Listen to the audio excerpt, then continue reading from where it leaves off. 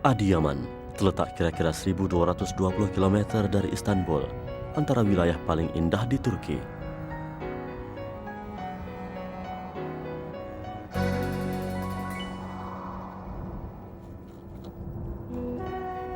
Kawasan ini bekas jajahan Raja Babylon. Rakyat tersiksa ditindas, tidak terkecuali seorang nabi. Dari Babylon, baginda membawa diri menyusuri sungai Furat hingga ke Adiyaman. Nabi yang dimaksudkan Uzair alaihissalam. Baginda disembadikan di kampung Gargara yang terletak kira-kira 75 km dari bandar Adiyaman. Jumlah penduduk di sini 300 orang.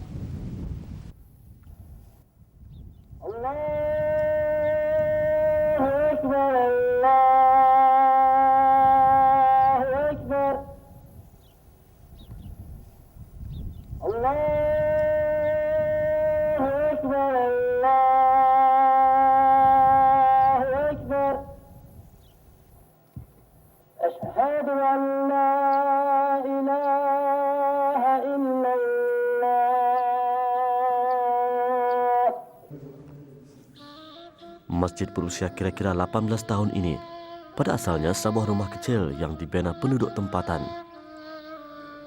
Makam Nabi Allah Uzair terletak di sebuah bilik khas di masjid ini.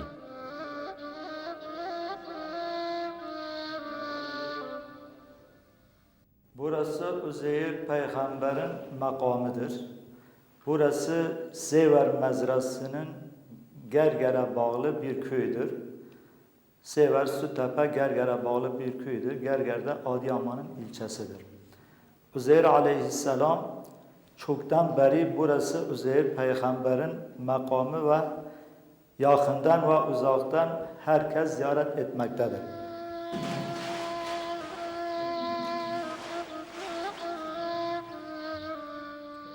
Menurut Imam Yaluglu, pengunjung sejauh Istanbul dan Afghanistan pernah sampai ke sini. Kisah menarik Nabi Uzair alaihissalam bermula di tanah tumpah darahnya, Palestina.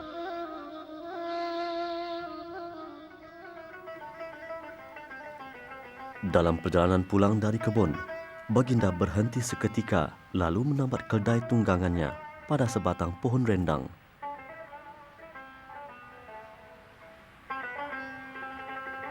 Baginda menyandarkan tubuh lesunya pada pohon berkenaan dan meletakkan bekalan buah di sisinya.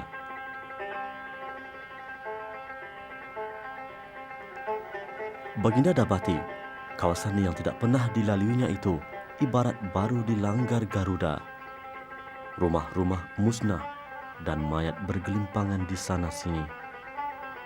Sambil melepaskan lelah, baginda memikirkan bagaimana Allah Subhanahu wa Ta'ala menghidupkan semula manusia yang telah mati. Dan bagaimana manusia boleh dibangkitkan untuk berkumpul di padang mahsyar di akhirat kelak, sedangkan tubuh mereka telah hancur. Dalam pada itu, Nabi Uzair alaihissalam terlena.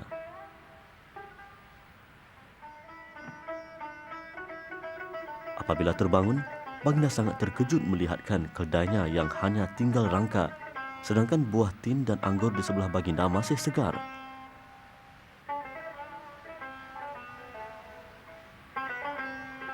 Baginda keheranan dan tertanya-tanya, apakah ada manusia yang coba mempermainkan baginda. Ketika itu, malaikat Jibril datang membawa berita.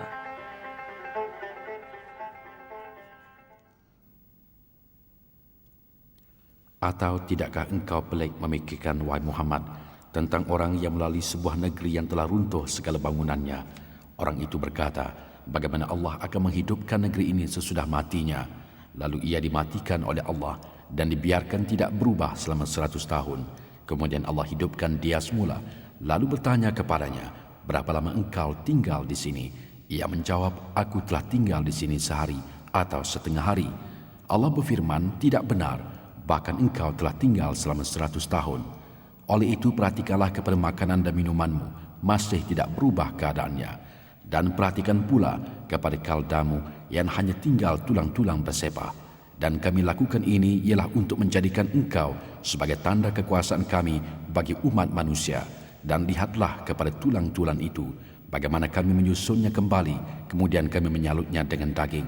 Maka apabila telah jelas kepadanya apa yang berlaku itu, berkatalah ia, mengetahuilah aku sekarang, sesungguhnya Allah Maha Kuasa atas tiap-tiap sesuatu.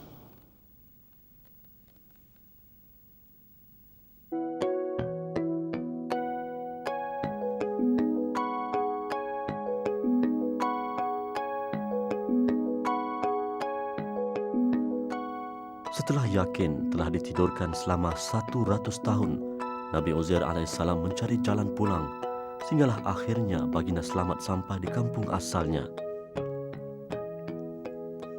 Suasana persekitaran sudah jauh berubah.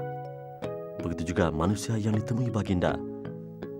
Baginda bertemu seorang wanita tua sedang duduk di hadapan sebuah rumah. Apabila ditanya, wanita Uzair itu menjawab, rumah tersebut milik bapanya yang bernama Uzair yang hilang tanpa berita kira-kira 100 tahun yang lalu. Lalu Nabi Uzair alaihissalam yang pada ketika itu dikatakan berusia 40 tahun menceritakan kejadian yang menimpa dirinya.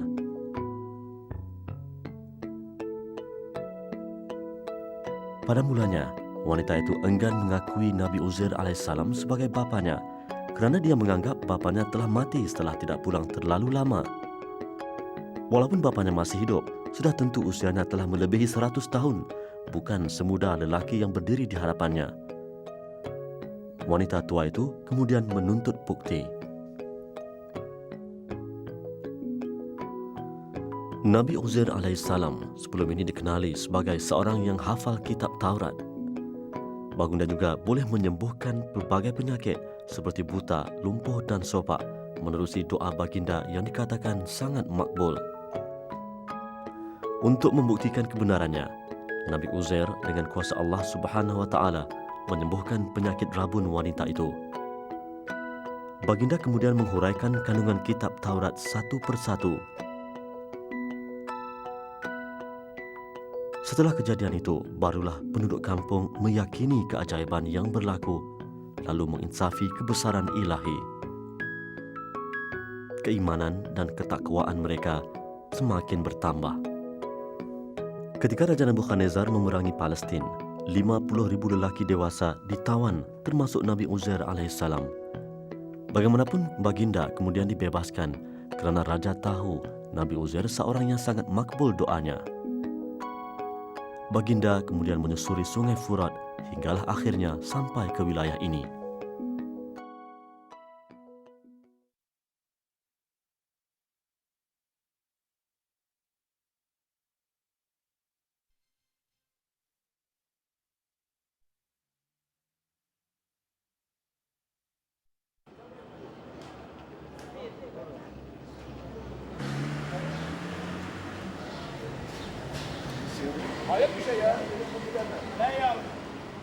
Wilayah Adana, kawasan pertanian penting yang menghasilkan pelbagai jenis sayuran dan buah-buahan.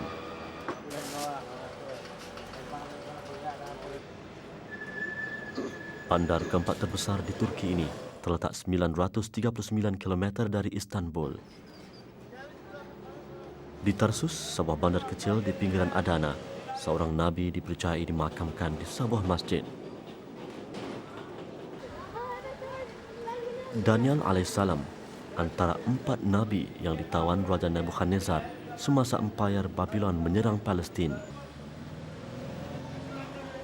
Masjid ini dibina seorang dermawan pada 1274.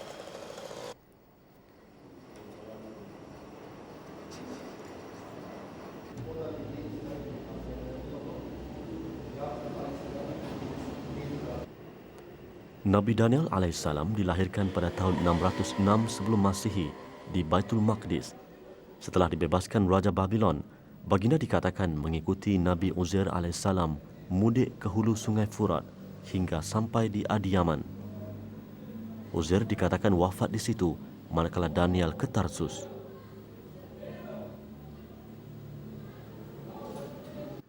Daniel peygamber Tarsus'a bir kıtlıktan dolayı geldi. Bu peygamberin iki özelliği var. Birincisi remil, rüya yorumundan meşhur peygamber. İkincisi de bolluk bereket peygamberi. Bir kıtlıktan dolayı Tarsus'a geliyor, dua ediyor ve bolluk bereket oluyor. Buranın insanı kendisini tekrar Babil'e göndermiyor. Ömrünün sonunu burada geçiriyor.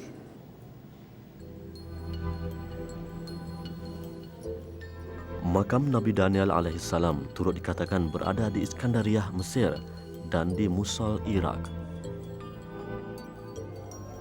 Menurut Ibrahim Aqca, makam ini dijumpai askari yang dipimpin Abu Musa Asy'ari pada tahun 17 Hijrah ketika pemerintahan Khalifah Umar. Mereka turut menjumpai sebentuk cincin yang terukir gambar 2 ekor singa. Sayyidina Ali bin Abi Talib mengesahkan cincin itu milik Daniel.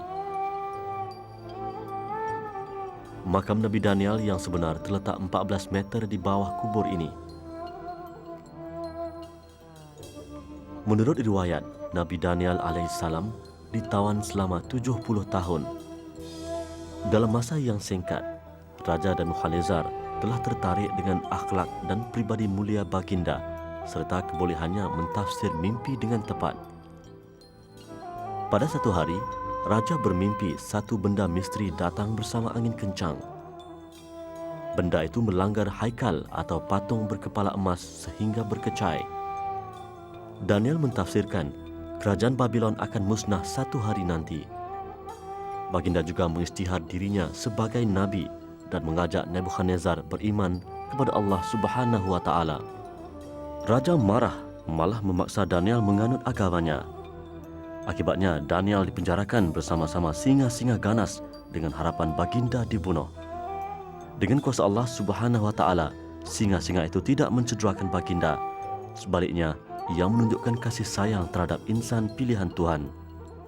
Setelah dibebaskan, Nabi Daniel alaihissalam meneruskan usaha dakwahnya jauh dari kota Babylon sehinggalah akhirnya baginda wafat di sini.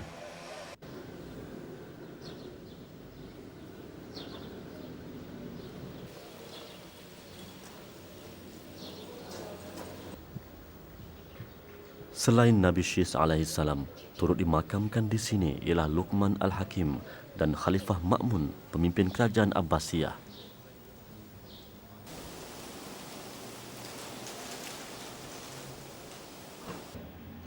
Nabi Syis alaihissalam adalah putera Nabi Adam alaihissalam selain Qabil dan Habil. Setelah Habil dibunuh Qabil, Nabi Adam berdoa kepada Allah Subhanahu wa taala agar dikurniakan seorang lagi anak lelaki yang bakal meneruskan usaha dakwah baginda. Doa baginda dimakbulkan. Syis meningkat dewasa sebagai seorang pemimpin yang warak dan berkaliber.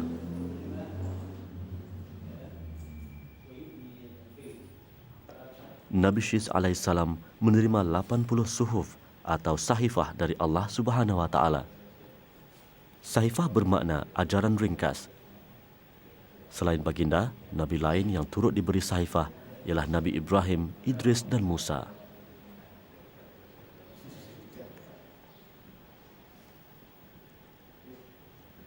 Nabi Syis kuat beribadat dan sering memenuhi waktu siang dan malamnya dengan tasbih dan zikir.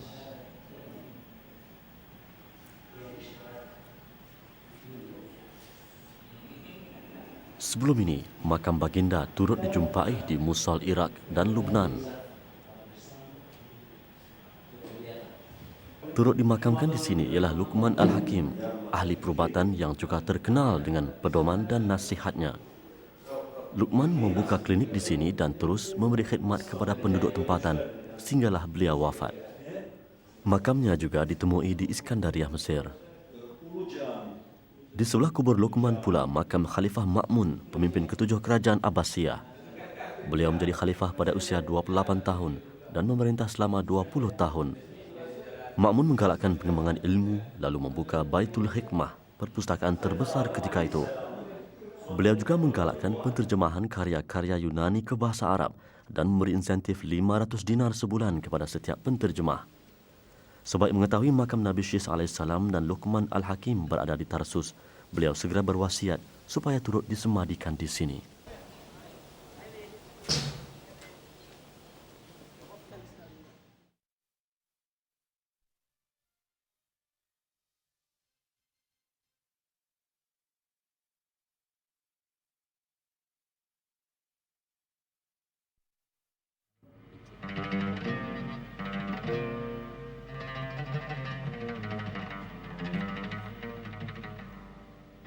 Di sinilah seorang lagi Nabi, Yusha bin Nun alaihissalam, dipercayai dimakamkan.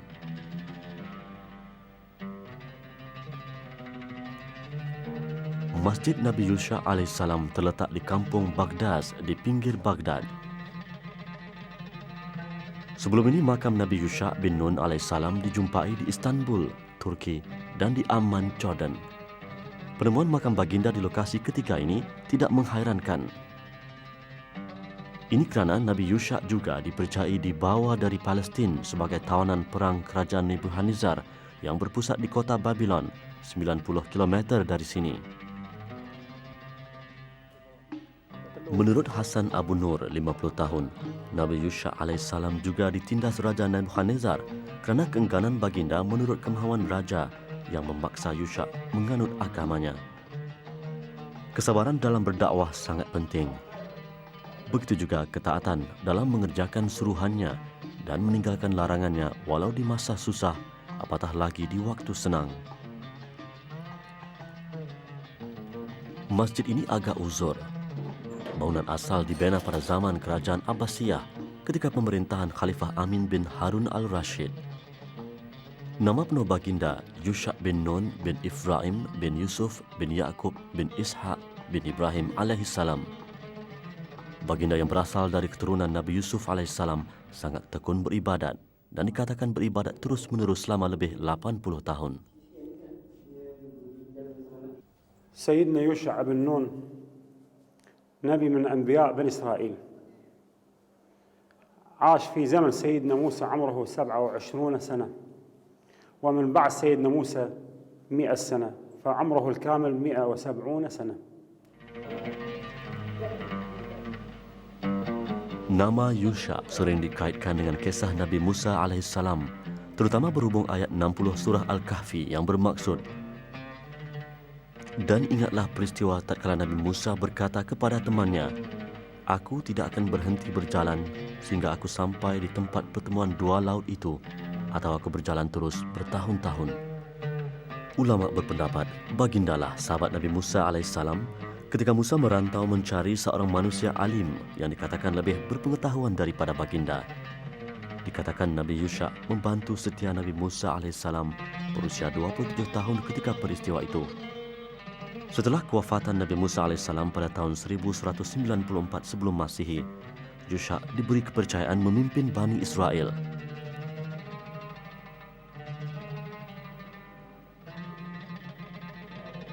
Menurut Imam Hasan yang telah berkhidmat di masjid ini selama 7 tahun, makam sebenar Nabi Yusha alaihissalam terletak di dasar masjid ini. Baginda wafat ketika dalam tawanan, lalu dimakamkan di dalam penjara tempat baginda dikurung, iaitu di bawah masjid ini.